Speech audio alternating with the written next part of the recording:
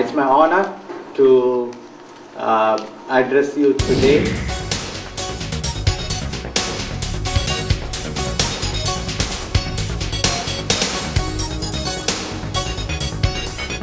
And I'm extremely glad to see all of you. I'm also sorry that many of you have to stand at the back. But I hope the story is interesting enough and worthwhile for you to actually stand and listen. I came here for the G20 Business Summit, and the G20 Summit is being held for the first time outside one of the G7 countries, and all of you must be quite proud. And let me congratulate all of you that the G20 is being held in Seoul, Korea. And so it's I think for all of you a great privilege that the G20 is being held here today. So congratulations to all of you. What I want to talk about today is the Infosys story so far, and I've subtitled as Building Tomorrow's Enterprise. And the reason for that is very simple. The past is gone, right? It's all about today and all about the future. Especially when I talk to a young audience like this, it is all about the future, and you are the future. So I want to concentrate a lot on what I see are the opportunities in the future, where Infosys is going to focus on, where Infosys is going to concentrate, and what are our strategies for the future.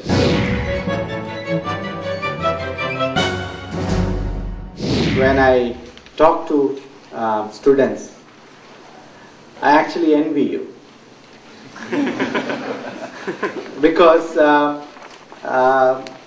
you are today in a much better position than our generation. The whole world is open for you. It's much more of a open, transparent global economy today. You have opportunities to travel anywhere. You have opportunities to create businesses, products, services that can be sold to anybody, anywhere in the world. Today, if you record something using your cell phone, you can upload onto the YouTube, and if it's interesting, millions and millions of people would see that. I don't need to tell you how to do that. I am quite sure all of you know how to do that. But think about the power in your hands, the power to communicate, the power to influence, the power to get your message across to anybody, anywhere in the world. That is the change that has happened in the last 60 odd years. And that's the revolution that has happened in the last 60 years with the introduction of computers. So the first, I want to talk about the story of technology and innovation. Once every 100 over years, a disruption happens that has significant impact on our lives. You talk about the steam engine and the industrial revolution. The computer, which was introduced, the digital computer, which was introduced in 1945, is clearly biggest innovation that has happened in the last 60 odd years. Now, the power I talked about in each of our hands. The mobile phone is actually a very, very powerful computer in our hands. Internet gives us the connectivity to reach out to anybody, anywhere in the world. And this combination has given us tremendous power, and power to the individual. But this is, as I said, not that old. Actually, many of us were able to see this happen as it happened. When I started in computing, way back, my first introduction to the computers was in 1977. Many of you were probably not born. I think you were not born at that point. And in 1977, when I got introduced to computers, it was the era of the mainframe. The big computers, which was primarily used for number crunching. It was a tool that was used by professionals in the back office. In fact, there was a statement that was attributed to Mr. Watson, who was at that point the CEO of IBM, to say that the world required, I think, 5 or 6 computers. And how wrong he was, actually. Today we have millions and millions of computers. Because people did not see, and that is what happens. People did not see, the change that was happening. So it started with mainframe computers way back in the 70s and the 80s, 70s primarily. In 1981, the personal computer was introduced. And again, it is a significant milestone because computer moved from a back office tool that was used by a few to a front office tool which is used by everyone. The price of computing came and it increased the productivity of the individual many, many fold. When I wrote my project report way back in the 79 I had already started using computers, but 77 when I did my MSc physics and a master's in physics project report, I would handwrite that, draw the diagrams, take it to a typist. The person called typist, that job is gone. That person is history today. I would take it to a typist and he would type it using a typewriter. Today you can see probably typewriters in museums. And if I have to make a modification, I have to go back and correct it again and he'll have to retype it again. And you can imagine how it has changed. Today you will be able to create a project report which will be the best in the world. It will look professional, it will have color, and you can edit it as many times as you want. Actually, that's probably the bad part of it because you edit it many times. We didn't have the luxury of doing it many times, so we had to do it right the first time. Otherwise, we would be wasted. But it changed the individual's productivity significantly and increased productivity. And this is one example of the productivity change that has happened by the introduction of personal computers, and lots of changes have happened. The next major milestone, of course, to me is the internet itself, network computing, etc. Because that then connected all the individuals, it connected organizations, and social networking became prevalent. Things like YouTube, etc. came into being. And again, I think the power of the individual now rose significantly because of the use of internet. Because you are able to create communities, you are able to create organizations, virtual organizations. You are able to connect customers and suppliers with the organization. The entire value chain was interconnected. And so connectivity increased the power of computing. And we are now at the very early stages of the next evolution of computing, where we are going to see millions and millions and maybe billions of devices and appliances and sensors connected on the internet, what some people call Internet of Things. You will see computing and intelligence distributed all over the world, billions of devices. Today it's estimated that about 2 billion individuals and organizations are connected on the internet. In the next 20 years, you will have 50 to 60 billion connections to the internet. It's an explosive growth of connectivity. And all kinds of information would flow into the internet. We can already see the impact of that.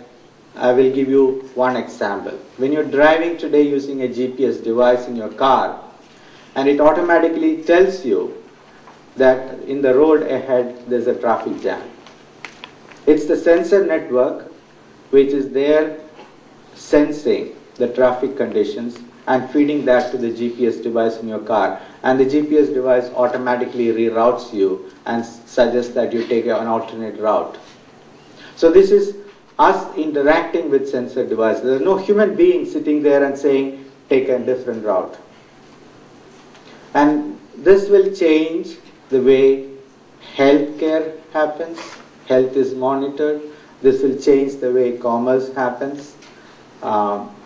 This will change the way you will do purchases, everything. How you will do, check into a plane and things like that, which already you can see. Or using a mobile phone, you can actually download your boarding card and then use that to board the flight.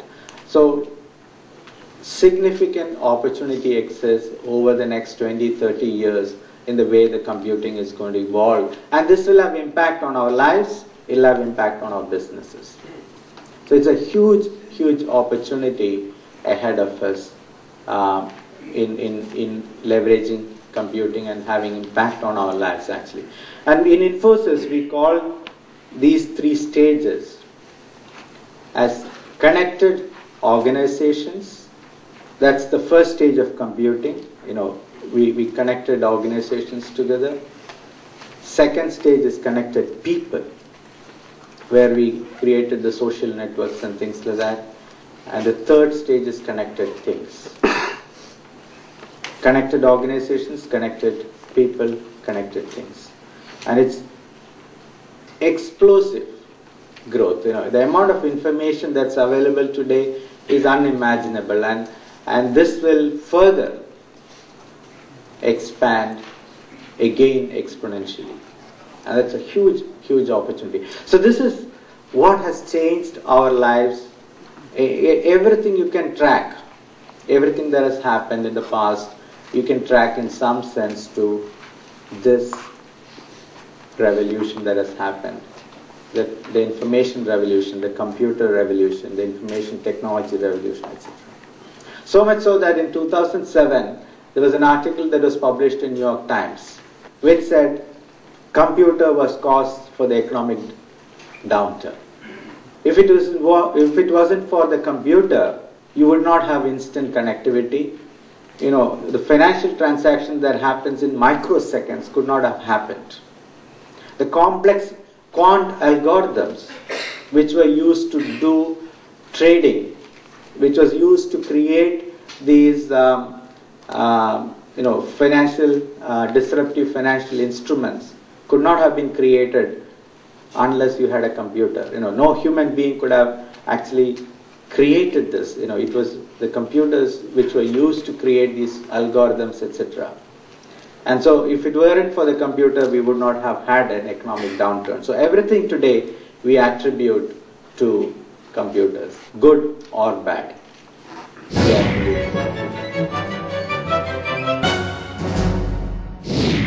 Infosys was started in 1981 by 7 of us. And we came out with this idea that why not use computers to develop software. Of course, computers are needed for developing software, but we said, why not do it remotely? Why not do it from a location like India, where talent was available, and we can support and supply the software to clients anywhere in the world. Now in 1981, when we started the company, of course internet was not widely used. In fact, telecommunication links were very, very expensive, and the bandwidth that was available was minuscule, 64 kilobits or something like that. Very, very low. So we could not do real-time online connection from India. In fact, we did not do it. So what we did was, when we started the company, we worked with a ERP product company. We would develop the next generation or the next version of the product from India. We would send it to the client using a magnetic tape, using courier. And it would take 2 weeks to reach the client. But that was okay, because it was a next version of the product. So that's how we started the company. We would develop the next generation of product, and we would ship it, and we would go on site to the customer location to install it and support it. In 1987 is when we first got, 87, 88 is first when we got our online connection, and we started doing remote software development in real time. But the concept, what we call today the global delivery model, was introduced by Infosys, and in some sense it was a disruption to, at that point, to the IT industry, but today to services in general. Any business organization today uses computers extensively for managing their information. They enter orders using computers. They would, send their invoices electronically, manage their inventory using computers. Everything is managed by using computers. The finance, the accounting, everything is managed by computers today. Computers are irreplaceable today. And that is what helps us now to say that any of those business processes, how you manage your people, how you manage your inventory, how you manage your finances, every one of them can be done remotely. And so we came out with this concept of globalization of services, movement of work to remote locations, and providing business processes from anywhere in the world. And that's what Infosys is built on. So we started with application development and maintenance. In the first 10 years, we were entrepreneurs. We didn't have any money. Infosys was started with $250, right? The first year our revenue was about $100,000. $120,000 was the first year revenue. 7 of us started the company. So the first 10 years was, the focus was on surviving as a company, establishing Infosys as a credible entity. It was a lot of struggle. In fact, in 1989 we almost gave up. We said, let's sell the company because we have not been able to make an impact. Fortunately, we decided not to sell the company, and we decided to further invest and go forward. Otherwise, I would not be standing here and talking to you today. So we established Infosys. We decided to go for an initial public offering in India, and we were able to do that in 1993. One of the important lessons for me, and what I would like to share with you, is that there are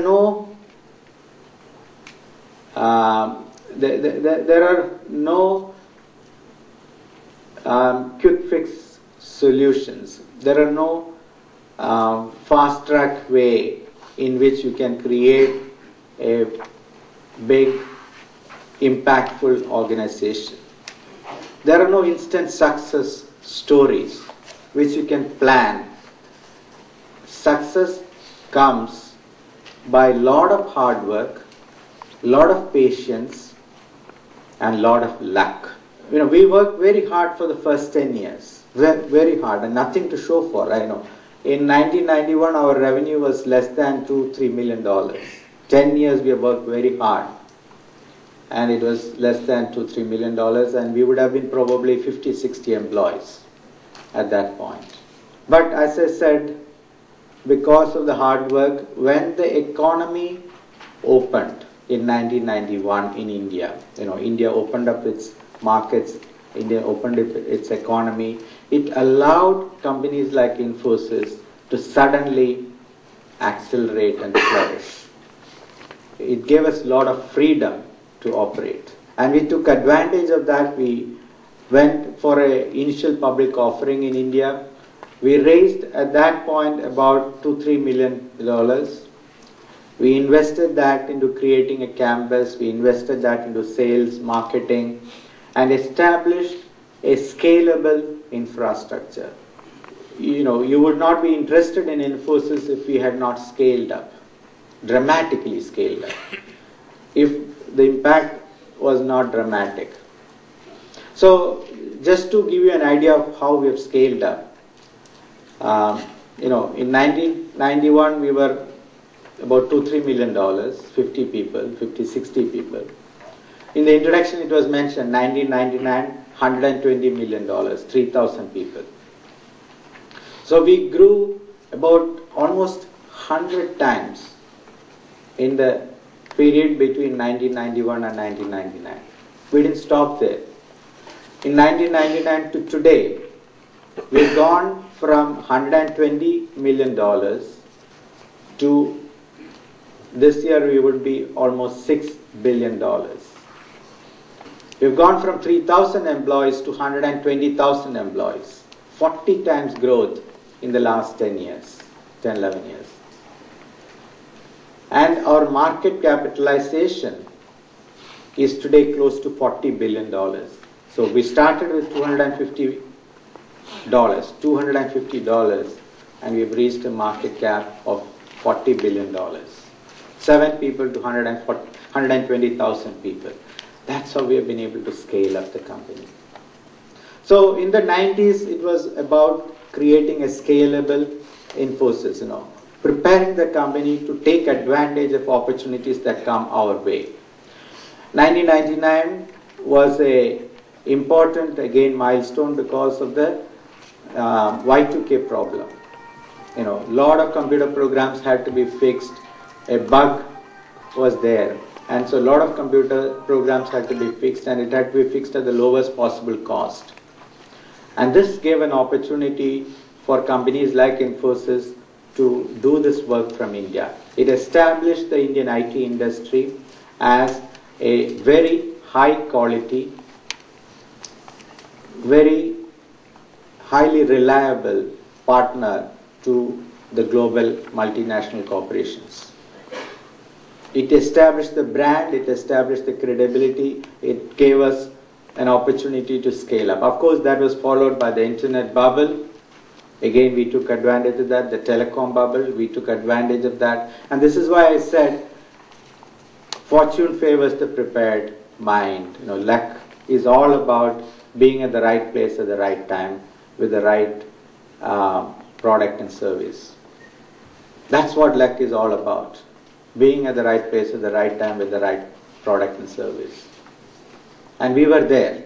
And we took advantage of that, and we scaled up significantly. We grew more than 100% year on year. We also did certain things very differently. And this came from the background of the founders, the culture we wanted to create within the organization. we said that Infosys will stand for value and ethics. We said that Infosys will have the highest level of corporate governance. We said that we will be world class in every aspect of our business. Our campus in Bangalore is the most visited campus in India. We have had 90 plus heads of state visit our campus. Imagine, it's a private business, private company, but 90 plus heads of state have visited our campus in Bangalore.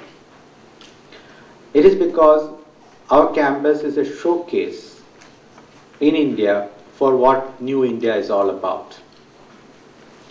The Wall Street Journal, in its latest 2010 survey, has identified Infosys, has recognized Infosys as the most admired company in India, amongst all companies in India.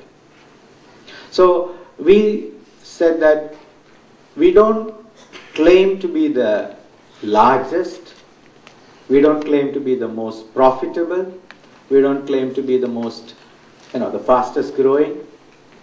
We are somewhere near the top in every one of these. We are second largest in India. We are actually the most profitable services company. We are very well. But what we aimed, what we wanted to shoot for was we want to be the most respected company in our industry or in any industry.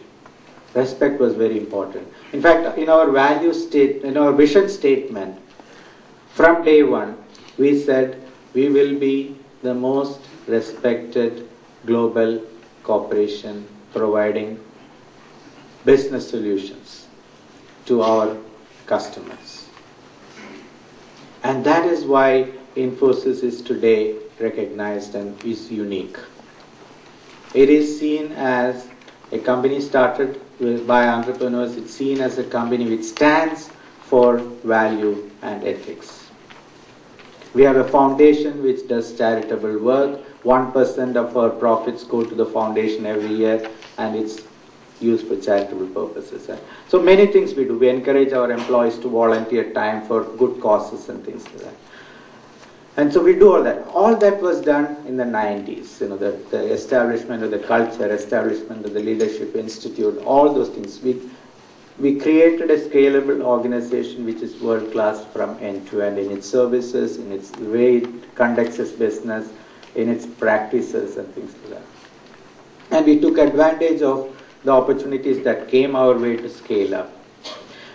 In the period between 1999 and 2007, we took this idea of global delivery model and implemented or disrupted other services. So today we have services all the way from consulting to system integration to infrastructure management, business process outsourcing. So we are today a full services company providing end-to-end services, and we established ourselves to be a strategic partner to the global 1,000 companies. We have about 670 clients, that's all.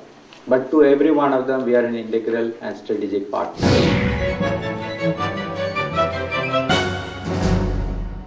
So we have identified 7 themes around which we believe significant opportunities exist for our clients, for Infosys, for any new business to start today. These 7 themes, I will quickly take you through each one of them. The digital consumer. Today the consumer wants everything personalized. N is equal to 1. They want them to be treated as an individual, not as a collection, not as a group. They want everything to be made as a personalized service or product for them. This is possible today. You can deliver healthcare, personalized healthcare. You can deliver personalized medicine. You can do this actually with genetic engineering and things like that. You can actually create medicines specific for a particular individual. One tablet, one pill, which takes care of all the needs, because that pill is made custom for you. Self-service, many of us do many of the work which previously used to be done by somebody else, actually by the company, by the corporation. Many of us print boarding passes at home. Previously we used to go to the airport and there used to be a check-in desk and we used to do that, right? Many of us do the banking transactions from our home, actually, internet. You can transfer money, you can pay our bills, etc. A lot of things we are doing on our own, self-service, co-creation, and we want to co-create products and services with the corporation. And corporations must leverage this desire to co-create. A good example is in the US now there are restaurants which allow you to create a meal. And that's, I can say, I created that meal and it's Chris's meal. I go and pick it up. But more importantly, they will put it on their website as Kris created this meal. And if other people like my meal and they buy, I get a discount. I get money. And so this is a new trend that you are seeing. And Amazon does always this, right? When you buy a book at Amazon, they say, the people who bought this book bought all these books. You can see the reviews of that book, what other people thought about that book, etc. So they're leveraging the power of the consumer and the customer to sell their product. And they're creating new product bundles with the consumer. And this is co-creation. And more you will see this actually. Dell, for example, is actually getting feedback from their consumers on their products and what combination do you like? Do you like 256 GB memory or 128 GB memory? Do you want an 11-inch screen or a 13-inch screen? What is popular? So they're getting constantly feedback from the consumers, and that's how they decide on the configuration of the machines in the future. Emerging economies. I talked about the 2 billion consumers being added. It's a huge opportunity, huge market. Actually, Korea has done extremely well in India. The brands that sell well in India are Samsung, LG, Hyundai.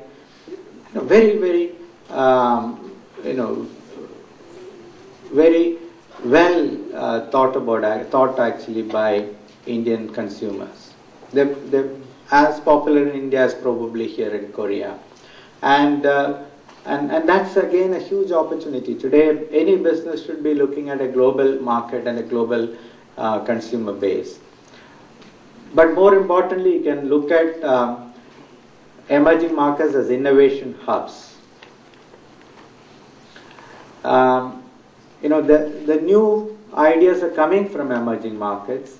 So for example, General Electric has created their next generation ECG machine in India, and then they take it to the global market.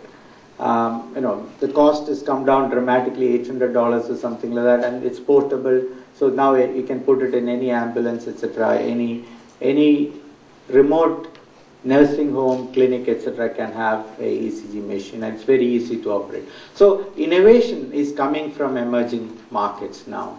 New products are being created. And lastly is the smart sourcing. And Infosys is a good example of smart sourcing. How you can reduce your cost, get better quality by sourcing from emerging economies. All of us are aware of climate change, the impact of environment, and green creates great opportunities. To me, it's actually more than just green. There is an issue of social contracts, being aware of what is necessary today to be a good business, a sustainable business. And this creates, again, great opportunities. We all need to worry about resource intensity. One of the interesting discussions, I got into when I visited China was that they were talking about the use of water, and should every one of us have a shower every day, because 1.3 billion people taking shower every day consumes huge amount of water, right? So these are the kind of things we need to think about now. How should we live? And businesses must understand that we have to be socially conscious and socially aware, environmentally friendly, etc. And green innovation is again a huge, huge opportunity. If you ask me, this is where a lot of investment and a lot of new businesses are being created, and it's significant opportunity again for a company like Infosys, our clients, where investment is going. Commerce is changing, and this I don't need to tell an audience of all young people, But the key point here is the second and third bullet there, micro and inclusivity. I talked about computers being introduced in the 70s, into the 50s, 60s, etc. Software at that point cost millions of dollars. When PCs were introduced, software costs came down to hundreds thousand. If you look at Microsoft Office, you can probably get it for $299 or something like that. Most software became $100, $200, $300, affordable. Look at your Apple iPhone. Software is 99 cents. Most software on that is 99 cents. Look at the dramatic drop in price of software. How do we buy music today? You go into iTunes and pay 99 cents to buy music. Previously, you used to buy a CD for $14, $15. And before that, it would have been more expensive, etc. So, transactions are becoming smaller and smaller and micro. And this is again the use of mobile technology and the use of digital consumption. Inclusivity. Banking, for example. If you take a country like India, we have a population of 1.3 billion. 80% of the population are unbanked. They don't have access to banking. So, by using mobile technology now, we are able to take banking to the rural areas, to the remote areas, and we are able to create an account using a mobile phone, do financial transactions using mobile phones. India people don't have, majority of the people don't have credit cards because identity is a big issue. But then mobile phone can actually become their credit card. They can use mobile phone to do transactions. Mobile wallet and mobile cash is actually widely used in India. They can charge their phone with 100 rupees or $100 or something like that and use that to buy stuff in the store. So again, inclusivity is again a huge, huge opportunity, and that's the way commerce is changing. Healthcare. Again, a huge opportunity. Healthcare costs are going up, people are living much longer, and again, huge, huge opportunity. The need is affordable healthcare and preventive healthcare. Because we are living longer, it is important that increased lifespan is at a better quality of life. What is the point in actually living longer and being a burden to society, burden to the family, and not having a good quality of life? So preventive healthcare becomes very, very important. Patient-centric medicine. I talked about how genetic engineering is allowing today to identify the needs of the patient, one individual. And in the future again, mobile phone will become that device which connects you to your doctor. Mobile phone will be able to keep track of your blood pressure, sugar levels, pulse, a lot of other stuff. You can embed sensors, and the mobile phone will keep track, and it'll talk to the doctor without you even realizing that you're getting a heart attack, or much ahead of the heart attack itself. So again, patient-centric medicine, patient-centric disease management, or things like that is again a huge opportunity. Again, technology is driving these changes. Pervasive computing. I talked about the connected things, intelligent cloud-based cloud computing. I believe is going to really take off because of the use of mobile technology, sensor technology. Cloud computing reduces the cost of computing again, and that again is a huge, huge opportunity for business. Infosys is now looking at how we can support our clients in these disruptive changes that are happening. The 7 themes we talked about, how we can become a strategic partner for our clients, and we believe that Infosys can continue to grow for many years to come. We believe that IT, information technology, will have a significant impact on businesses, on our lives for the next 20, 30 years. So when you look at taking up a job, or you look at entrepreneurship, etc., again, I believe strongly that information technology is a huge opportunity because it's driving change. Information technology impacts every aspect of life, climate change, medicine, things like nanotechnology, which I did not talk about. All of these things will get impacted by information technology, and it's a good area to be in, to look at startup operations, to look at established businesses, and that's why I believe Infosys has a significant opportunity to continue to grow, and that's where we are focused on. So let me wish you all the very best. As I said, the future is all yours. You can make the world the way you want it to be, and make it a better world. Thank you very much.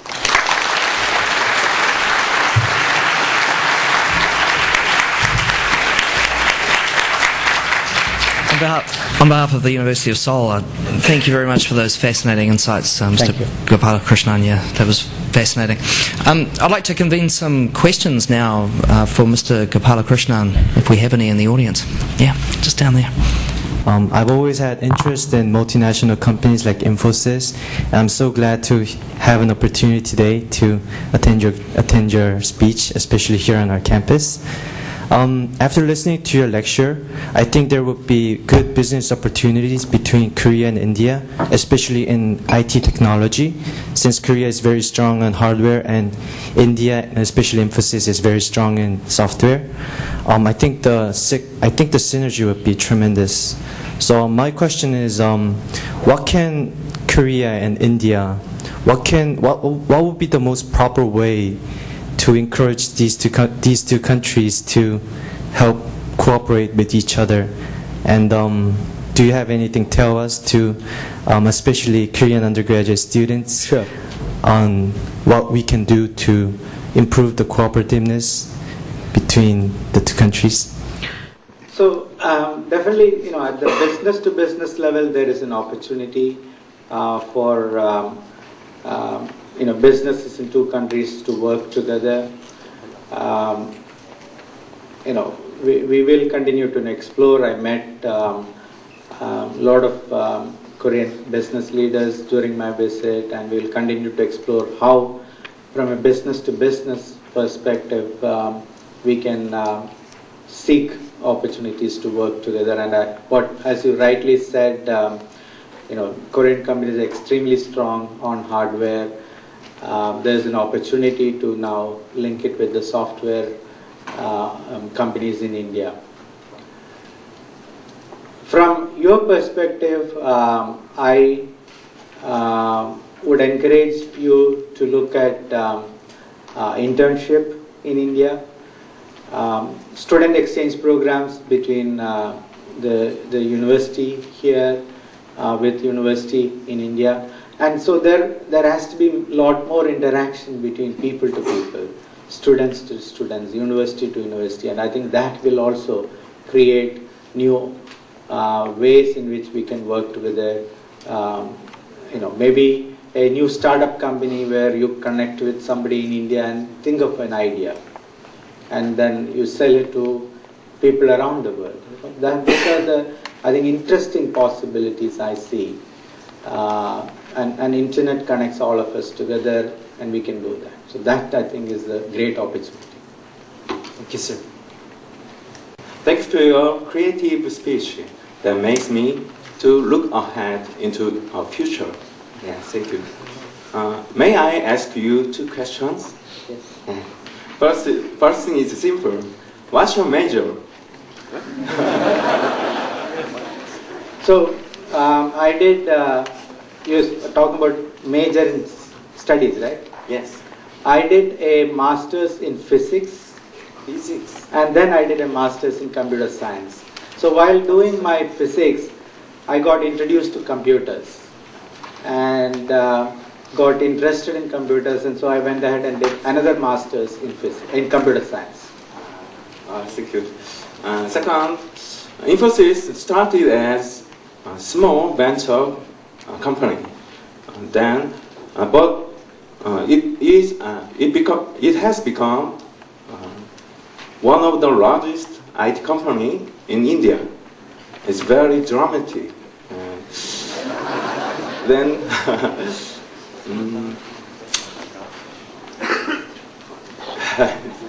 yeah, go ahead. Yes. Is there any economic or social environment of India that was critical to the growth of amazing growth of Infosys? Yes. See, today we are 120,000 employees, and the biggest challenge for any organization, any company, any business is to attract the best talent available, best people. Everything else comes after that. People create products, people create services, people service clients, people innovate. It's all people. And we were able to attract the best and the brightest people to join Infosys in India.